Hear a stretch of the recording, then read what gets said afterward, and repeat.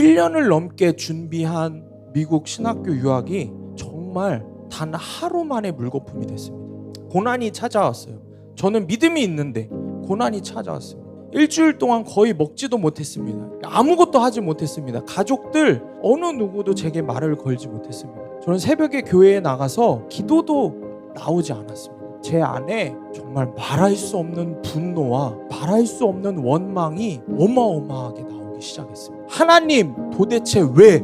내가 나 성공하자는 것도 아니고 하나님 일하자고 하나님 사역 더 잘해보자고 하는 이 일들에 왜 하나님이 찬물을 끼얹으십니까? 그렇게 하소연만 하고 원망만 하고 있던 제게 하나님의 은혜가 임했습니다. 제 고난이 해석이 되는 겁니다. 고난이 찾아오니 믿음 좋다고 했던 게 다 가짜인 게 다 드러난 겁니다. 한순간에 제 믿음이 바닥이라는 사실이 그대로 드러나는 것입니다. 저한테 딱 맞는 고난이 찾아오니 내가 빈 깡통이었구나. 이게 그대로 드러난 겁니다. 겉으로는 더 큰 곳에서 더 크게 하나님 나라 위에서 사역을 하고 싶다고 그렇게 이야기했지만 사실은 세상에서 더 인정받고 싶고 하나님 이용해서 인정받고 싶었던 인정 중독의 죄가 그대로 드러난 것입니다.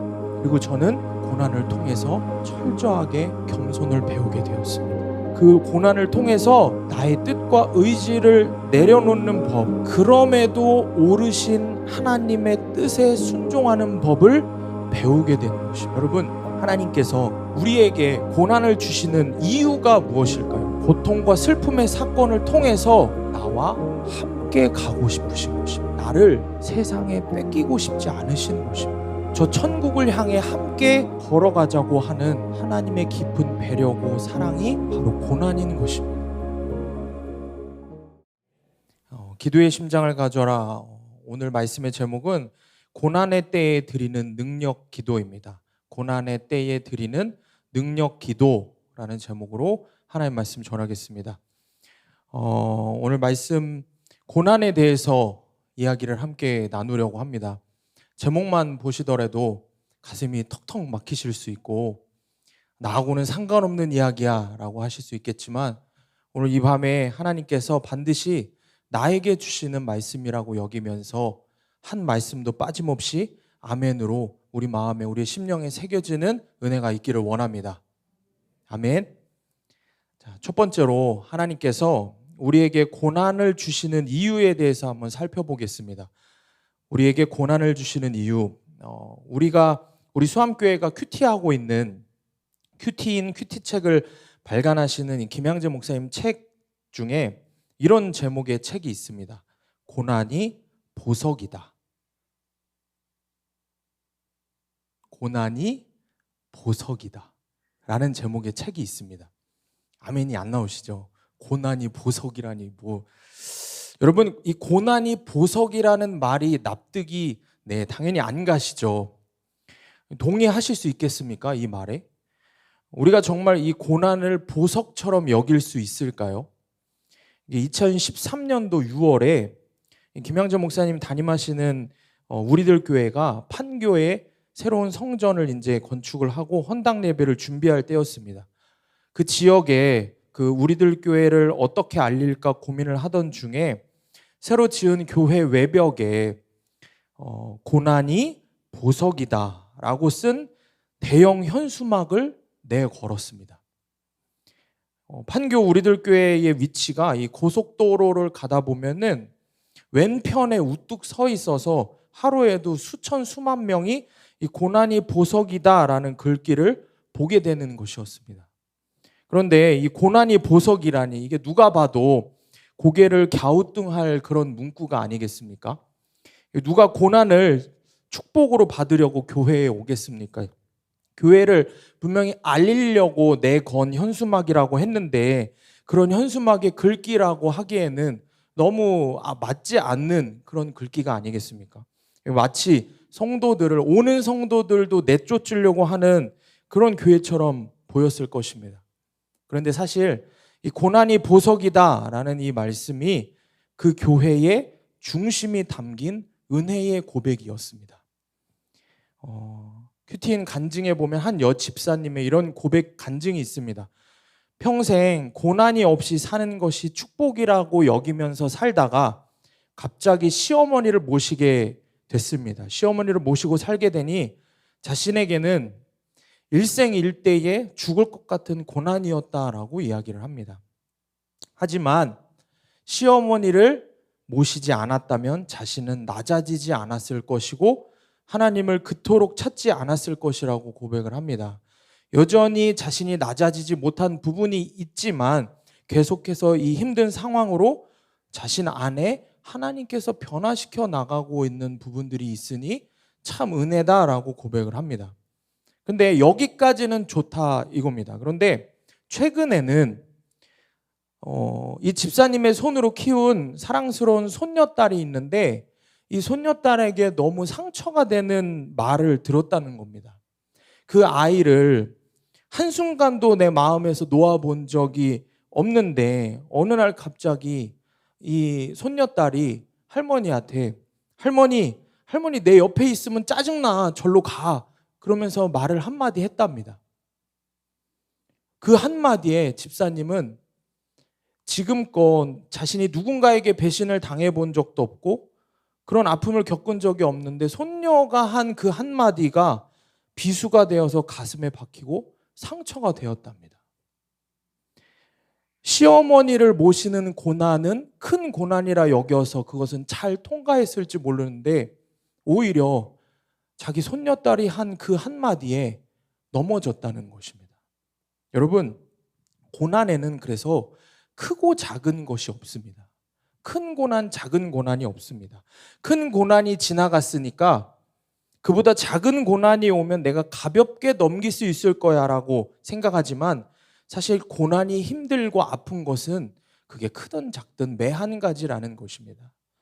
여러분, 시어머니를 모시는 일이 고난이 될 수도 있고 손주를 돌보는 일도 고난이 될 수 있다는 것입니다. 하지만 문제는 우리는 이것이 남의 고난이니까 또 이렇게 얘기합니다.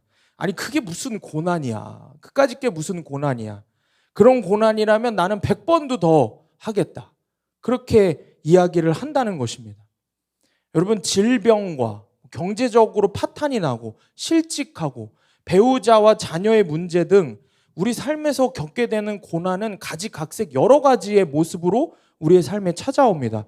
그러니까 그 고난이 크든 작든 누구에게나 각자의 수준에 맞는 절대치의 고난이 온다는 것입니다.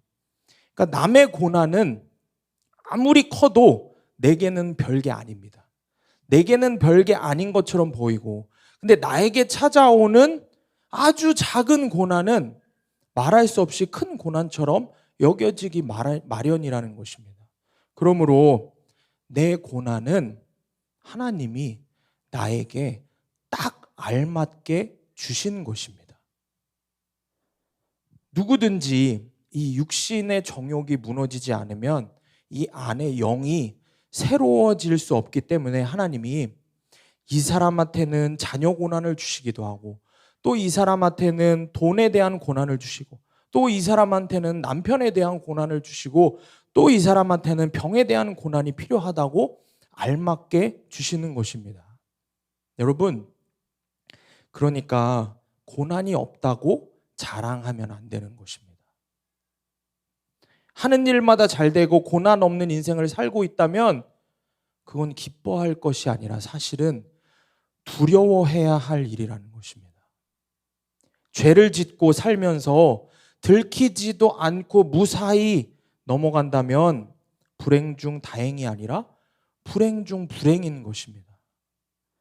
차라리 고난을 통해서라도 하나님 말씀 더 가까이 하고 주님을 더 의지하게 된다면 그것은 불행이라는 통로를 통해서 주시는 하나님의 축복인 것입니다. 그래서 고난을 당하면 자기 수준을 알게 됩니다. 나한테 딱 맞는 고난이 닥쳐오면은 그제서야 내가 그렇게 떠들던 나의 믿음의 실상이 드러나는 것입니다. 여러분, 저는 청년 시절에 믿음 좋은 청년으로 유명했습니다. 남의 일이라고 별로 관심이 없으신데 믿음 좋은 청년으로 유명했습니다. 지역에서도 지방에서도 유명했습니다. 제가 미국에서 드럼을 공부하고 한국에 들어와서 한국의 유명한 대형 교회나 아니면 유명한 찬양팀에서 드럼을 섬길 수 있는 기회들이 있었습니다. 그런데 저는 말씀드린 대로 믿음이 참 좋은 청년이었습니다. 전혀 반응을 안 하시네요. 믿음이 참 좋은 청년이었습니다. 그래서 그 모든 것들을 다 내려놓고 동네에 찬양팀을 꾸렸습니다. 시골 동네에서 초교파로 연합 찬양팀을 꾸렸습니다. 그 시골 동네에 사람들이 얘기했습니다. 음악을 제대로 하는 사람이 있을까? 다들 우려했지만 말씀드린 대로 저는 믿음이 좋은 청년이었습니다. 그러니 믿음이 좋은, 실력이 좋은 사람들이 모이지 않겠습니까? 저는 열심히 기도했죠. 그랬더니 서울의 그 어떤 유명한 찬양팀 사람들보다 더 음악적으로도 실력도 좋고 영성도 좋은 사람들을 그 시골 구석에서 만나서 함께 찬양 사역을 했습니다. 지금의 아내도 그곳에서 만났습니다. 주님의 은혜입니다. 네, 제 일이니까 저는 아멘 하겠습니다. 매주 목요일 저녁이면 모여서 청년들이 초교파로 찬양 연습을 했습니다. 그런데 이게 찬양팀이잖아요. 음악을 연습을 해야 되잖아요. 근데 음악적인 것만 연습하면 안 된다. 말씀드린 대로 저는 믿음이 좋은 청년이었기 때문에 음악만 하면 안 된다. 음악 연습만 하면 안 된다. 기도도 해야 된다. 그래서 정확히 3시간 먼저 기도하고 3시간 찬양 연습을 했습니다. 정말 그랬습니다. 그렇게 매주 연습을 하고 집회를 했습니다. 여러분 어떤 일이 생겼을까요? 다시 말씀드리지만 믿음이 좋은 청년이 꾸린 찬양팀이었습니다. 얼마나 믿음이 좋았겠습니까? 이게 도저히 모실 수 없는 유명한 강사분들이 많이 오셨습니다. 그래서 말씀을 전해주셨어요. 그 시골 동네까지 오셔서 말씀을 전해주시고 또 사람들은 다른 지역에서 몰려왔습니다. 1시간씩 차를 타고 와서 집회에 참석했는데 한 150명 남짓 들어가는 그 시골 예배당에 400명이 넘는 학생 청년들이 몰려왔습니다. 그래서 어떻게 앉았을까요? 교회 의자를 다 빼고 좌식으로 앉아도 자리가 도저히 안 돼서 문을 다 뜯어서 밖에 주차장에 돗자리를 깔고 앉았습니다. 그렇게 예배를 드렸습니다. 그렇게 찬양 집회를 했습니다. 말씀드린 대로 저는 믿음이 참 좋은 청년이었기 때문에 그랬습니다. 그래서 내가 믿음이 좋으니 이런 은혜를 경험하게 하시는구나 그렇게 생각을 했습니다. 그래서 그렇게 사역을 하던 저는 아내와 결혼하고 더 큰 사역의 꿈을 꾸고 이제 미국으로 돌아가서 신학을 이제 해야 되겠다. 더 큰 하나님의 일을 해야 되겠다. 왜냐하면 나는 믿음이 좋으니까. 그렇게 생각을 하고 결단을 했습니다. 그래서 미국에서 정말 좋은 신학교에 입학 원서를 넣었습니다. 자, 여러분 결과가 어떻게 됐을까요? 어떻게 됐을까요? 붙었을까요? 떨어졌을까요? 붙었을까요? 저는 믿음이 좋다고 했습니다. 네, 당연히 붙었죠. 떨어지길 바라시는 분들이 계시는 건 아니죠. 자, 그래서 당연히 합격했습니다. 말씀드린 대로 저는 믿음이 좋았으니까요. 그런데 진짜 이제 고난이 찾아왔습니다. 딱 제 수준에 맞는 고난이 그대로 찾아왔습니다. 한국에서의 그 첫 번째 찬양 사역했던 것도 성공적으로 마치고 이제 미국으로 갈 학교에서도 합격하고 탄탄대로의 모든 게 잘 되었고, 야, 나는 진짜 믿음이 좋은 청년이구나 생각을 했습니다. 근데 그때에 아무런 이유도 모른 채 비자가 거부됐습니다. 여러분, 비자가 거부되면 대통령도 어떻게 못합니다.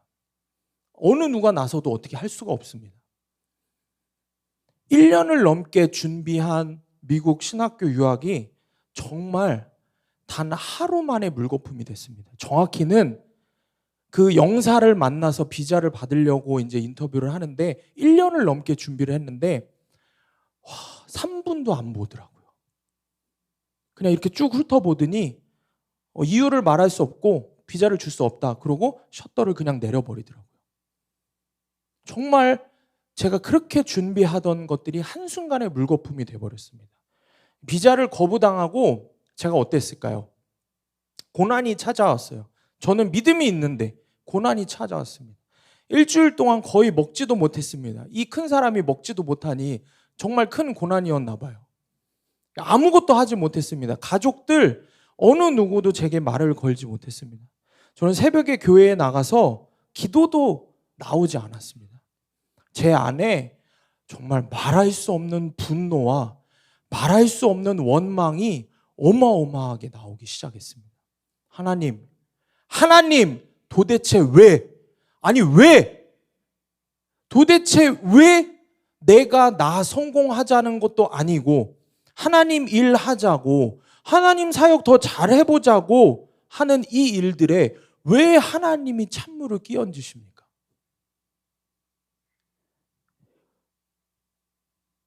그렇게 하소연만 하고 원망만 하고 있던 제게 하나님의 은혜가 임했습니다. 그래서 제 고난이 말씀으로 해석이 되기 시작한 겁니다. 제 고난이 해석이 되는 겁니다. 고난이 찾아오니 믿음 좋다고 했던 게 다 가짜인 게 다 드러난 겁니다. 한순간에 한 사건 하나로 제 믿음이 바닥이라는 사실이 그대로 드러난 것입니다. 저한테 딱 맞는 고난이 찾아오니 내가 빈 깡통이었구나. 이게 그대로 드러난 겁니다.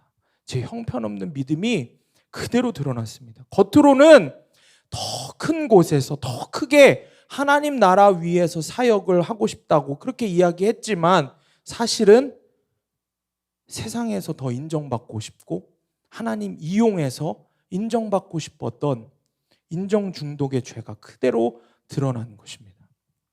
그리고 저는 그 고난을 통해서 철저하게 겸손을 배우게 되었습니다. 그 고난을 통해서 나의 뜻과 의지를 내려놓는 법, 그럼에도 오르신 하나님의 뜻에 순종하는 법을 배우게 되는 것입니다. 히브리서 5장 8절에서 9절에 이렇게 기록합니다. 그가 아들이시면서도 받으신 고난으로 순종함을 배워서 온전하게 되셨은즉 자기에게 순종하는 모든 자에게 영원한 구원의 근원이 되시고. 여러분, 하나님께서 우리에게 고난을 주시는 이유가 무엇일까요? 고통과 슬픔의 사건을 통해서 나와 함께 가고 싶으신 것입니다. 나를 세상에 뺏기고 싶지 않으신 것입니다. 너 혼자 그렇게 미친 듯이 세상 향해 달려가면 너 죽어. 너 무늬만 그리스도인으로 썬데이 크리스찬으로 그렇게 겉으로 거룩한 척하고 믿음 있는 척하고 살다가 사실은 네 안에 네 욕심을 위해서만 그렇게 미친 듯이 살다가 너 그러다 너 죽어. 너 혼자 그렇게 앞만 보고 달리다가 세상 향해 달려가다가 너 죽어. 그러니까 세상 향해 달려가지 말고 나와 함께 주님과 함께 동행하자고 저 천국을 향해 함께 걸어가자고 하는 하나님의 깊은 배려고 사랑이 바로 고난인 것입니다. 고난을 주시는 우리 하나님의 이유인 것입니다. 여러분, 우리는 잘 생각해 보십시오. 천국을 사모해야 합니다. 아멘? 그리스도인은 천국을 사모해야 합니다. 하나님 나라 위에서 하나님을 믿는 것입니다. 그런데 우리는 이 땅에서 천국을 사모하지 않습니다. 지금 우리의 믿음으로는 도저히 이 살기 좋은 세상에서 천국을 사모하지 않습니다. 여러분, 제가 성도님에게 빨리 하나님의 은혜로 천국 가시기를 기도하겠습니다. 그러시면 뭐라고 생각하시겠습니까? 저 전도사가 미쳤구나. 이렇게 생각하시지 않겠습니까? 우리는 천국을 빨리 가고 싶어 하지 않습니다. 고난이 없이는 우리는 하나님 나라를 진정으로 사모하지 않는다는 것입니다. 고난이 아니고서는 우리가 하나님과 함께 동행하고 싶어 하지 않는다는 것입니다. 그게 우리의 믿음의 실상인 것입니다. 그러니 주님이 고난을 주시는 이유는 그 고난을 통해서 우리와 함께 살고 싶으신 것입니다. 영원히 함께 살고 싶으신 것입니다. 여러분, 그러므로 고난이 내 삶에 찾아올 때 불평불만하지 마시고 이 고난을 통해 나를 더 깊이 만나 주시려고 하는 우리 주님께 집중하시는 저와 여러분이 되기를 원합니다. 그래서 그 고난을 통해서 주시는 참된 하나님이 주시는 축복을 누리는 성도님들이 되시기를 원합니다. 두 번째로, 고난의 때에 인내하면 온전한 그리스도인으로 하나님께서 성장시켜 나가십니다. 한 집사님의 간증 고백입니다. 이 집사님이 늘 임신은 잘 되었습니다. 그런데 만사까지 가지 못하고 4명의 아이를 미숙아로 낳았다고 합니다. 그런데 이 집사님이 42의 나이에 또 아이를 임신했습니다. 4번이나 미숙아를 출산했고 그나마 2 아이들은 먼저 하늘나라로 보냈다고 합니다. 그런 경험이 있으니 이 임신 사실을 알고 어땠겠습니까? 눈앞이 캄캄한 것입니다. 늦은 나이에 임신하면 더 어려운 것이지 않습니까? 그걸 누구보다도 잘 알고 있었기 때문에 마음이 어려웠습니다.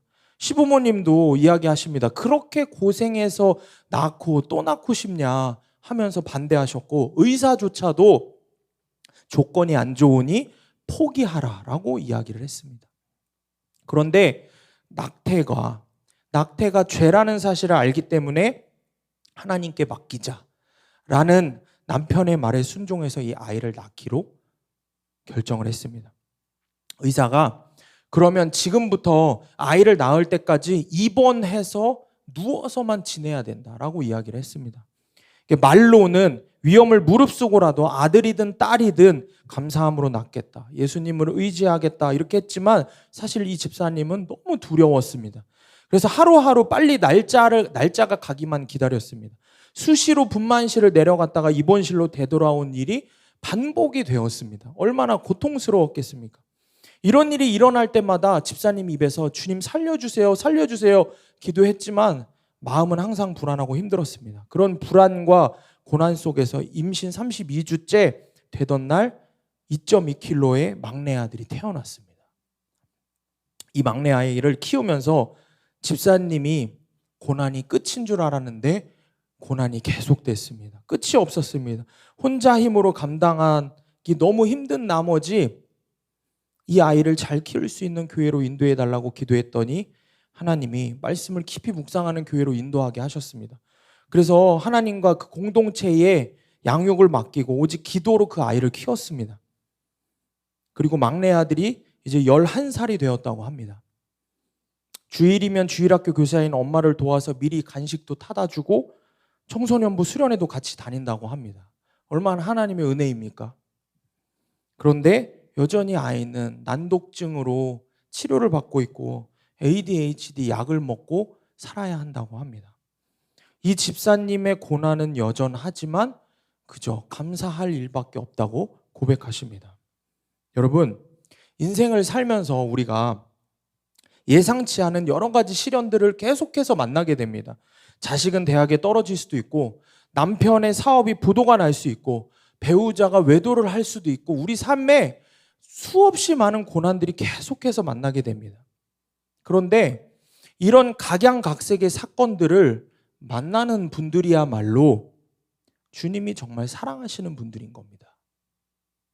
주님이 정말 사랑하시기 때문에 그 고난을 허락하시는 것입니다. 왜냐하면 주님이 그런 고난을, 시련을 주시는 이유가 우리로 하여금 고난을 통해서 온전함으로 이루시려고, 온전한 그리스도인으로 만들어 가시려고, 부족함이 없는 오직 하나님 한 분이면 충분하다고 고백하는 참된 그리스도인으로 만들어 가시기 위함이기 때문입니다. 저 또한 말씀드린 대로 미국의 그 학교가 좌절이 되고 그것을 통해서 그 당시에는 세상이 무너지는 것 같았지만 나 이제 뭐 하고 살아야 되나, 하나님 향한 원망이 있었지만 결국 그 모든 고난의 이유가 나를 온전한 하나님 자녀로 만들어 가시기 위한 하나님의 은혜라는 사실을 계속해서 깨닫게 됩니다. 그러므로 주님은 사랑하는 우리에게 그런 고난과 시험을 주시면서 말씀하십니다. 야, 그래도 온전히 기쁘게 그 고난을 여겨라. 그렇게 말씀하십니다. 야고보서 1장 12절입니다. 우리가 함께 한 목소리로 봉독하시겠습니다. 시작. 시험을 참는 자는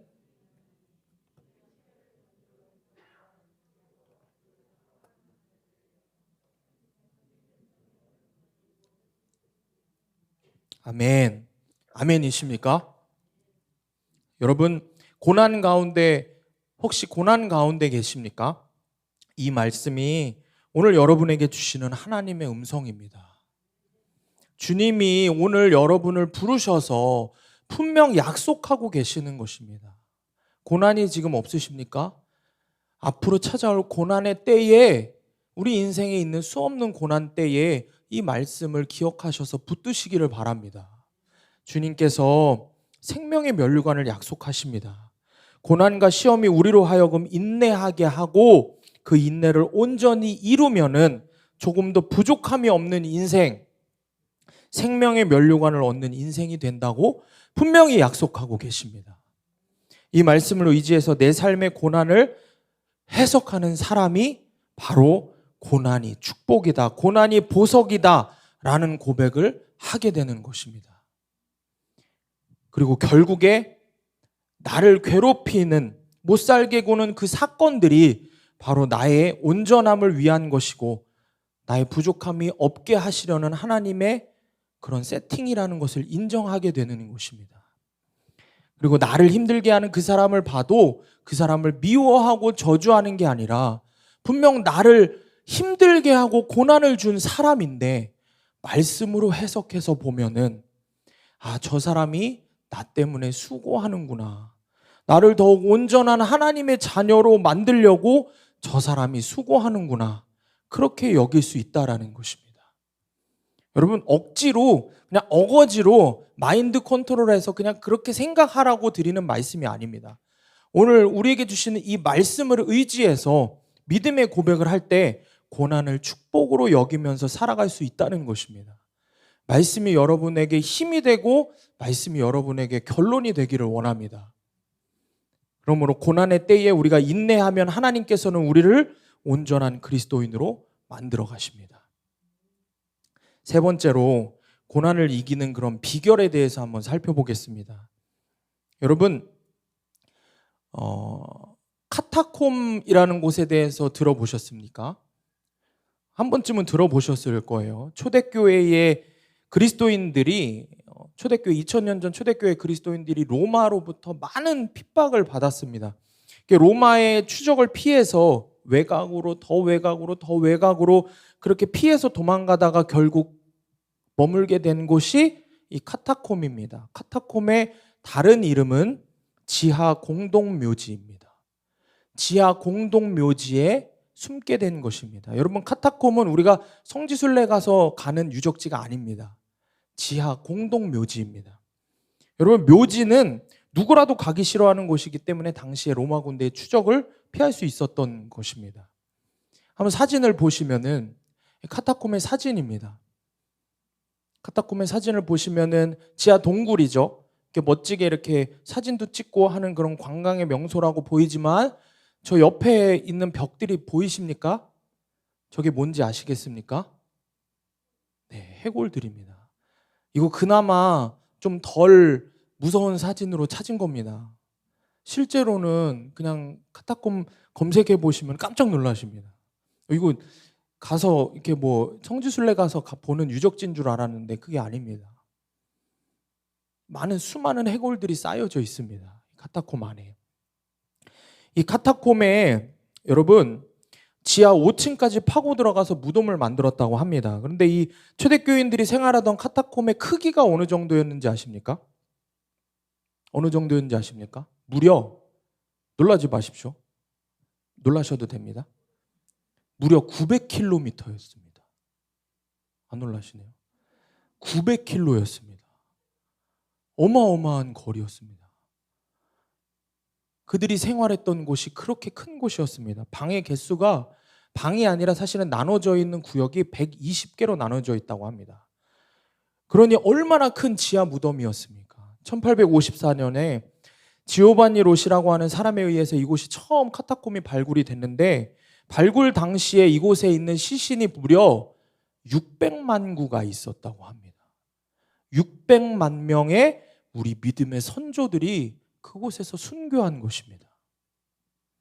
2000년 전 초대교회에 최소 600만 명이 넘는 그리스도인들이 자기의 신앙을 지키기 위해서 지하 무덤에서 그렇게 생활을 하다가 순교한 것입니다.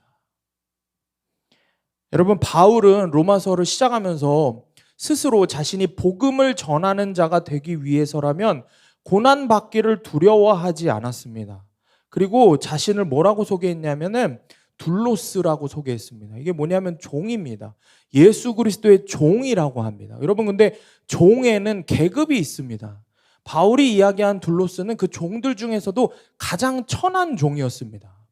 노예시장에서 얼마에 팔렸냐면 새 한 마리 값보다도 못 받는 그 값어치가 둘로스 종이었습니다. 여러분, 사도 바울이 어떤 사람인지 아시죠? 얼마나 대단한 학벌과 대단한 가문의 사람이었습니까? 그런데 자기를 그리스도의 복음을 전하는 자가 되기 위해서 자신을 낮추되 그렇게까지 자신을 낮추었습니다. 그리고 그렇게 살았습니다. 그렇게 낮추어서 살았는데 그런 바울보다 더 비참하게 산 사람들이 바로 이 카타콤에서 무려 300년을 살았던 초대교회의 그리스도인들이었습니다. 한평생 지하 공동묘지에서 살았고 300년 동안 대를 이어서 그곳에서 살았습니다.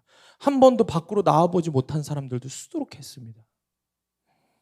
사랑하는 성도님들, 우리의 고난이 아무리 길다고 한들 300년과 비교할 수 있겠습니까? 남 이야기가 아닙니다. 우리 믿음의 선조들의 이야기입니다. 그런데 우리의 믿음의 수준이 어떻습니까? 300년은커녕 3년도, 3개월도, 3일도 고난 앞에서 내 믿음을 지키지 못하는 게 부지기수인 것입니다. 이게 우리의 믿음의 현 주소라는 것입니다. 여러분, 카타콤 가까이에는 5만석 규모의 아주 큰 원형 경기장이 있었습니다. 이 로마 황제가 경기장 한가운데에 일주일 동안 굶은 사자를 데려다 놓고 그리스도인들을 내몰았습니다.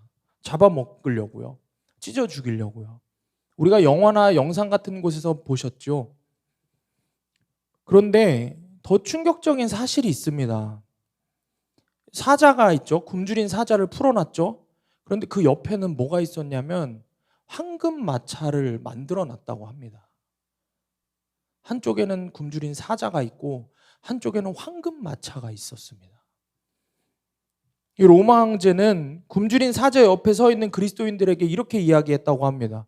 네가 지금이라도 예수가 주인 것을 부인하고 로마의 황제를 주라고 고백하면 이 황금 마차에 태워서 영원히 안락한 삶을 보장해 줄게. 황제가 너의 주라고 한마디만 하면 네 목숨을 살려주는 정도가 아니라 이 황금 마차를 통해서 네 인생을 보장해 줄게. 그렇게 이야기했다고 합니다. 그리고 그 옆에는 뭐가 있습니까? 굶주린 사자가 있습니다. 여러분, 초대교회 교인들이 어떤 선택을 했을 것 같으십니까? 놀랍게도 300년 동안 황금마차를 탄 그리스도인은 한 명도 없었습니다. 그게 우리가 믿는 기독교, 우리가 믿는 교회의 믿음의 선조들의 모습이었습니다. 단 한 명도 믿음을 저버리지 않았습니다. 수많은 그리스도인들이 그래서 원형 경기장에서 사자의 밥이 되거나 말뚝에 묶여서 화형을 당했습니다. 그 모습을 지켜보는 성도들은 여러분 흔들리지 않았을까요? 당연히 흔들렸을 것입니다. 그들도 사람인데 두려워 떨었을 것입니다. 형제의 시신이 카타콤으로 돌아오는 것을 볼 때마다 얼마나 회의가 들었겠습니까? 지하에 숨어 그렇게 비참하게 사는 게 또 얼마나 힘들었겠습니까? 그러면 그들은 도대체 이 엄청난 고난을 그 오랜 시간 동안 어떻게 견딜 수 있었을까요? 분명히 그들의 주도 예수 그리스도고 우리의 주도 예수 그리스도인데 왜 그들의 믿음과 우리의 믿음은 고난 앞에서 이렇게 다릅니까? 도대체 그들이 그 오랜 시간 동안 고난을 지킬 수 있었던 비결이 무엇입니까? 오늘 본문의 야고보서 5장 13절입니다. 우리 함께 읽습니다. 시작. 너희 중에 고난 당하는 자가 있느냐? 그는 기도할 것이요. 아멘. 정답은 기도입니다. 그들은 고난을 받을수록 더욱 뜨겁게 기도했습니다. 사랑하는 여러분, 오늘 말씀의 제목을 기억하시기 바랍니다. 고난의 때에 드리는 능력 기도입니다. 고난의 때에 드리는 기도에는 반드시 능력이 있다고 말씀하십니다. 그러니 내 삶에 고난이 찾아오면 찾아올수록 두려워하지 마시고 더욱 기도하시기 바랍니다. 고난이 찾아왔을 때 여러분이 무릎 꿇고 하는 그 부르짖는 기도는 나의 그 어떤 기도보다 더 능력이 있다는 사실입니다. 그 기도의 능력을 믿으시기를 바랍니다. 그러면 우리도 초대교회의 그리스도인들처럼 우리의 믿음을 지킬 수 있습니다. 너희 중에 고난당하는 자가 있느냐? 그는 기도할 것이요. 이 말씀을 의지하시기 바랍니다. 이스라엘 백성이 여러분 출애굽에서 요단강을 건넌 후에 여리고에 도착했을 때 우리 여리고성 사건을 잘 알고 계시지 않습니까? 총 칼을 들고 싸워서 정복하라 라고 하시지 않았습니다. 그저 주님이 하신 말씀은 성 주위만 돌아라. 그리고 아무것도 외치지 말고 입에서 아무 소리도 내지 말라고, 그저 침묵하라고 말씀하셨습니다. 여러분, 이스라엘 백성들은 도저히 이해할 수가 없었습니다. 아니 이게 무슨 작전이야? 이게 무슨 전쟁이야? 생각했을 것입니다. 적들을 향해 돌격하지 말고 그저 침묵하고 하나님께 기도하라니, 기도하며 그냥 여리고성을 빙빙 돌라니. 여러분 생각해 보십시오. 일개 소대도 아니고 무려 60만 명이었습니다. 그 60만 명이 몰려가서 아무 소리도 내지 않고 그냥 조용히 침묵하며 하나님께 기도하며 돌라니, 말도 안 되는 작전이라고 생각했을 것입니다. 교회 안에서도 몇 명만 모이면 여러분 의견이 갈립니다. 하물며 몇백 명이 모이면 몇백 개의 의견이 나옵니다. 그런데 60만 명입니다. 60만 명에게 침묵하라고 했으니 그것도 하루 이틀도 아니고 엿새 동안 그걸 하라고 하니 백성 중에는 믿음 없는 사람도 있었을 것입니다. 야, 이걸 작전이라고? 야, 이거 합리적으로 생각하면 이게 말이 안 되지 않아? 이게 뭔 바보 같은 말이야. 아니 고난이 왔는데 무슨 기도를 하고 있으라는 거야. 뭐 말도 안 되는, 다 아는 얘기를 하고 있어. 그 모르는 사람이 어딨어. 그래서 그 다음에 뭔데? 뭘 해야 될 거 아니야. 우리는 항상 이렇게 생각합니다. 각자의 계산기를 막 두들기면서 각자의 소견이 옳다고 여기면서 따졌을 것입니다. 그런데 여러분, 옳은 분은 하나님 한 분이십니다. 오직 하나님 한 분만 옳으십니다. 하나님께서 왜 침묵하라고 하시는지 이해가 되지 않아도 우리는 말씀을 붙들고 묵상하고 말씀으로 해석해야 되는 것입니다. 그리고 말씀에 반드시 순종해야 하는 것입니다. 그래야 여리고성이 무너지고 그래야 카타콤에서 300년 동안의 믿음을 지킬 수 있는 것입니다. 이해가 되지 않아도 말씀을 붙잡고 묵상하고 말씀을 적용하여 순종하며 내 앞에 있는 이 고난을 통과하는 것입니다. 여러분, 고난은 극복하는 것이 아니고 통과하는 것이라 했습니다. 극복하는 거는요, 한번 극복하고 나면 또 다른 고난이 오면 이 생각부터 듭니다. 저 더 큰 고난은 어떻게 극복하지? 근데 고난을 통과하라는 말씀은 주님 손 붙들고 통과하라는 겁니다. 더 큰 고난이 오면 어떻게 하겠습니까? 주님 다시 붙잡는 겁니다. 그러니 우리 마음에 계속해서 믿음이 생겨나는 것입니다. 그리고 이야기합니다. 더 큰 고난아 와라. 와라. 더 큰 고난아 와라. 난 무너지지 않고 주님 손 붙들고 고난 통과할 거야. 이게 믿음의 사람인 것입니다. 여러분, 도무지 무너지지 않을 것 같아 보이는 성이라 할지라도 그렇게 순종하며 주님 손 붙들고 도는 것이 성도의 삶인 것입니다. 그리고 우리가 그러고 있으면은 드디어 7일째의 새벽이 반드시 찾아옵니다. 여리고성이 완전히 무너지는 7일째의 새벽이 반드시 우리에게 찾아옵니다.